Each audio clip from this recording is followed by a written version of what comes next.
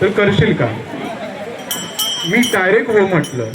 कारण का तर थोडं म्हणजे इथे आल्यावर मला तेही जाणवलं, कारण मी पण लहानपणापासून सिंगल पेरेंट्स आहे. माझ्या आईने मला लहानाचं मोठं केलंय. एका म्हणजे मी असं म्हणत नाही की एका पुरुषालाही जमणार नाही तेवढं कार्य तिने केलंय. आणि पहिल्यापासून म्हणजे मी 7 महिन्यांचा असताना माझ्या आईचा आणि वडिलांचा घटस्फोट झालेला, तेव्हापासून ती आत्तापर्यंत माझ्या पाठीशी खंबीरपणे उभी आहे. मला शाळा शिकवून नोकरीला लागेपर्यंत आणि आता ह्या लावणी क्षेत्रामध्ये उभं करण्यापासून ती माझ्या पाठीशी उभी आहे. खरंच खूप भारी वाटलं सगळी ही मुलं बघून. परत हे सगळे अधिकारी वगैरे, म्हणजे मला टेन्शन एवढं आलं होतं, संस्थेचा कार्यक्रम आहे आणि तिथे मी लावणी सादर करायची आहे. खरंच हा, म्हणजे मी अंकिताला 4 दिवस डोकं खात होतो, अंकिता कोणती गाणी करू, कोणती गाणी करू.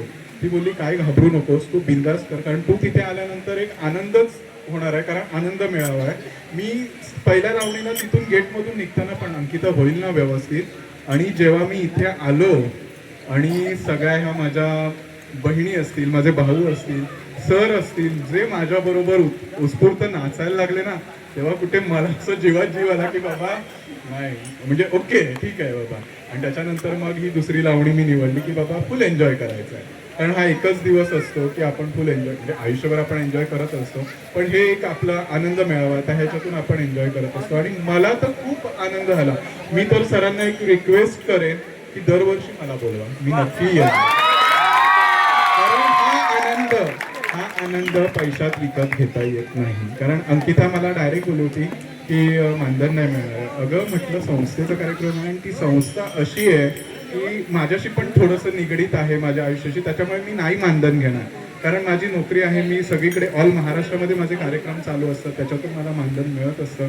पण अशा संस्थेसाठी मी नाही घेणार मानधन. आणि जे काय मिळालं ना मला इथे, त्या मानधनापेक्षा पण भरपूर आहे. कारण एक प्रेम, एक आपुलकी आणि एक जे वात्सल्य मिळालं ना, खरंच खूप मी भारावून गेलो.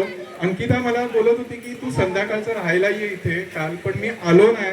मी कम नशिबी समजेन, कारण जेव्हा मी आलो तेव्हा इथे एवढं वातावरण भारी वाटलं ना. पुढच्या वर्षी नक्की मी आदल्या दिवशी येईल आणि नक्की बोलवणार ना. थँक्यू. बरं, मी माझा प्रवास सांगितला असता थोडक्यात, पण आपल्याकडे वेळ पण खूप कमी आहे. आणि अंकिताने मला मागे सांगितलेलं, आपल्या या कुटुंबामध्ये विराज नावाचा एक मुलगा आहे, त्याला लावणीची आवड आहे. तर मी तिला रिक्वेस्ट केली होती की तो माझ्या शोला येईल का. पण आता तो स्वतःहूनच सांगतोय जानेवारीमध्ये मला 18 वर्ष पूर्ण होतील, मग मी माझ्या घरी जाईन.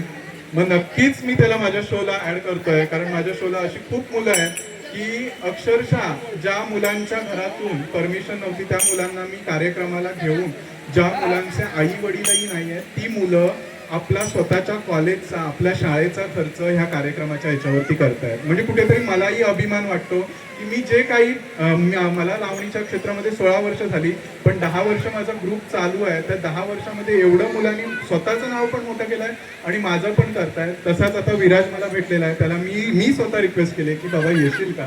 तो तयार आहे आणि त्याच्यासाठी मी एक गिफ्ट आणलंय, लावणीची साडी माझ्याकडून.